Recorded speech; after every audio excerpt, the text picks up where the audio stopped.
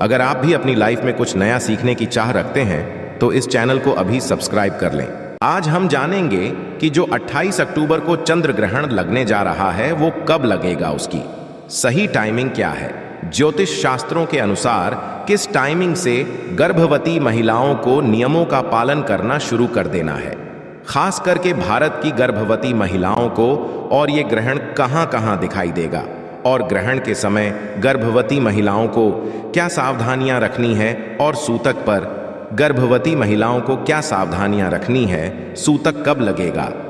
पूरी जानकारी आपको इसी एक वीडियो में मिलेगी, इसलिए वीडियो को पूरा देखें, बिल्कुल भी स्किप ना करें। तो चलिए दोस्तों, वीडियो स्टार्ट करते हैं। देखिए, साल 2023 का आखिरी चंद्र ग्रहण 28 अक्टूबर को लगने जा रहा है, जिस दिन शरद पूर्णिमा की ही रात है।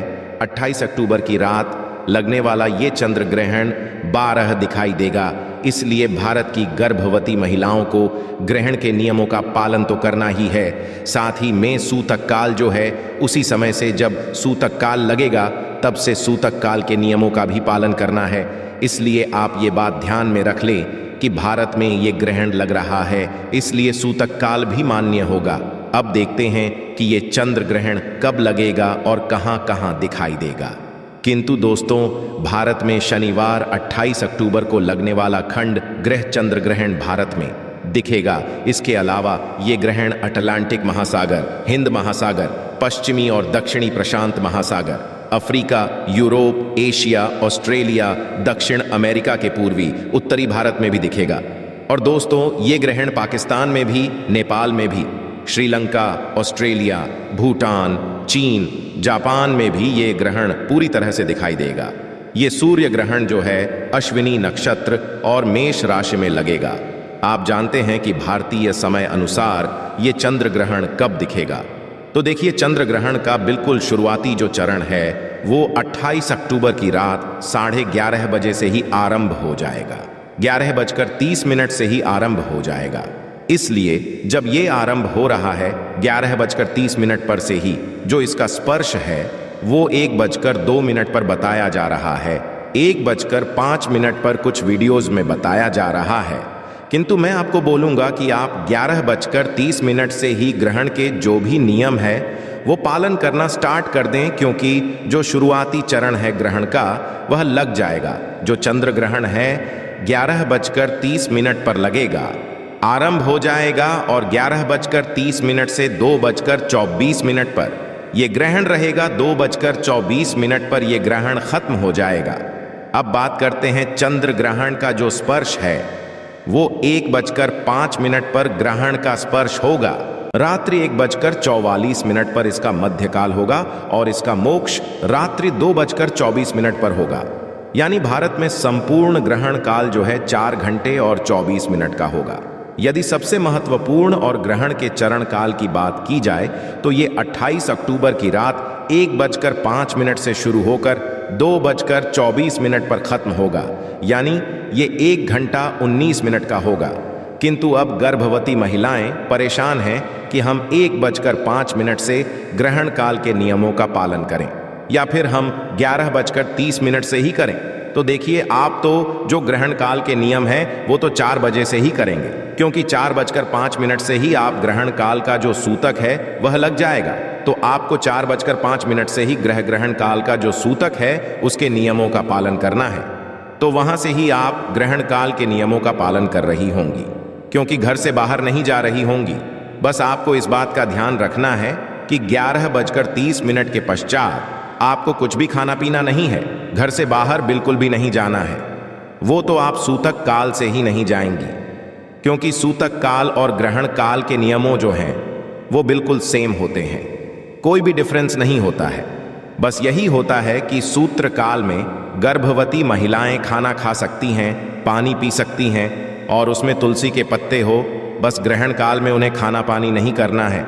तो इस बात का आपको विशेष ध्यान रखना है कि जो भारत की गर्भवती महिलाएं हैं वो 11:30 से ही ग्रहण काल के नियमों का पालन करें, और ये ग्रहण जो है वो 2:24 पर खत्म होगा। इसलिए ये ना सोचें कि 1:05 पर ग्रहण शुरू हो रहा है और 2:24 पर खत्म होगा। ऐसा नहीं है, क्योंकि 11:30 से ही इन ग्रहण का जो शुरुआती चरण है वो पड़ जाएगा और 2:24 पर खत्म होगा। करते हैं कि ये जो ग्रहण है इस समय पर आपको क्या क्या करना है और क्या क्या नहीं करना है। चंद्र ग्रहण के समय गर्भवती महिलाओं को क्या करना है। चंद्र ग्रहण के समय गर्भवती महिलाओं को घर से बाहर बिल्कुल भी नहीं निकलना है। चंद्र ग्रहण के समय गर्भवती महिलाओं को चंद्रमा को बिल्कुल भी देखना नहीं है। आप जिस रूम में बैठी हैं उस रूम में जो भी दरवाजे के कर्टेन्स हैं, विंडोज के कर्टेन्स हैं, आगे कर दें ताकि आप चंद्रमा को सीधे ना देखें, क्योंकि इस समय पर आपको चंद्रमा पूरी तरह से दिखाई देगा। यदि आप विंडो ओपन करके रखेंगी इसलिए आप आगे कर दें। उस रूम में बैठे जहां पर बाहर की रोशनी आप तक ना पहुंचे।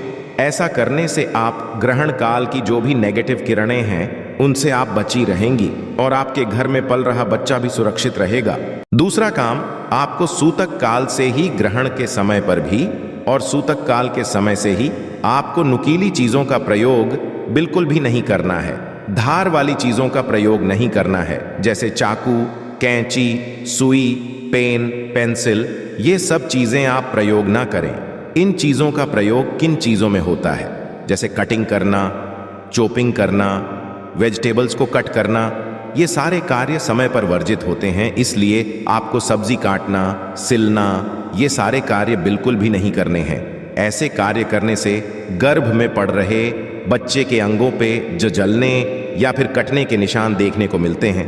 किचन में गैस जलाना, आग जलाने वाले काम जितने भी होते हैं वो सारे काम आपको ग्रहण काल और सूतक काल दोनों ही समय से बिल्कुल भी नहीं करने हैं। सूतक काल में भी ये कार्य वर्जित माने जाते हैं और ग्रहण काल में भी ये कार्य वर्जित माने जाते हैं। सूतक काल से ही गर्भवती महिलाओं को घर से बाहर नहीं निकलना है। सूतक काल जो है, ग्रहण काल जब खत्म होगा उसके साथ ही सूतक काल खत्म होगा और ग्रहण काल में गर्भवती महिलाओं को ना तो कुछ खाना है और ना तो पानी पीना है। और सूतक काल में गर्भवती महिलाएं खाना खा हैं, पानी पी सकती हैं। जब सूतक का टाइम होगा उस समय पर आप खाना भी खा सकती हैं, पानी भी पी सकती हैं, किंतु जैसे ही ग्रहण लग जाएगा उस समय पर गर्भवती महिलाएं ना तो खाना खाएं और ना तो पानी पिएं। इससे आपके घर में पड़ रहा बच्चा पूरी तरह से सुरक्षित रहेगा। किंतु आपको विशेष सावधानी ये रख रही है कि सूतक काल में जब आप खाना खा रही हैं या फिर पानी पी रही हैं उसमें तुलसी के पत्ते अवश्य होने चाहिए। ऐसा करने से आपका जो बना हुआ खाना पानी है वो शुद्ध रहेगा, जिससे आप ग्रहण काल में होने के पश्चात भी खा पाएंगी। यदि ग्रहण खत्म हो जाता है उसके पश्चात जो आपका खाना ग्रहण काल में भी पड़ा हुआ था, बचा हुआ खाना था, यदि उसमें आपने तुलसी के पत्ते नहीं डाले हैं तो उस खाने को आप ग्रहण काल के पश्चात नहीं खा सकती हैं। आपको फ्रेश बनाकर ही खाना होगा।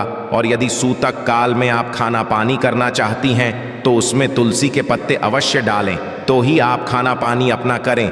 सूतक काल लगने से पहले ही आपको तुलसी के पत्ते तोड़ देने चाहिए, क्योंकि सूतक के जब सूतक लग जाता है उसके पश्चात तुलसी पत्ते तोड़ना भी वर्जित माना जाता है। सूतक काल से ही आपको पूजा पाठ करना बंद कर देना है। मूर्तियों को छूना वर्जित माना जाता है। समय पर कोई भी शुभ कार्य करना वर्जित माना जाता है। सूतक काल से ही सूतक काल में मंदिर के जो कपाट है वो बंद हो जाते हैं। इसलिए गर्भवती महिलाएं अपने रूम में ही बैठकर मंत्रों का जाप करें, भगवान का सिमरन करें और जो भी आपके इष्ट देव हैं उनका लगातार आप स्मरण करें। ऐसा करने से अब ग्रहण काल से और सूतक काल में जो भी नेगेटिव, उससे आप पूरी तरह से बची रहेंगी और आपके घर में पल रहा बच्चा पूरी तरह से सुरक्षित रहेगा।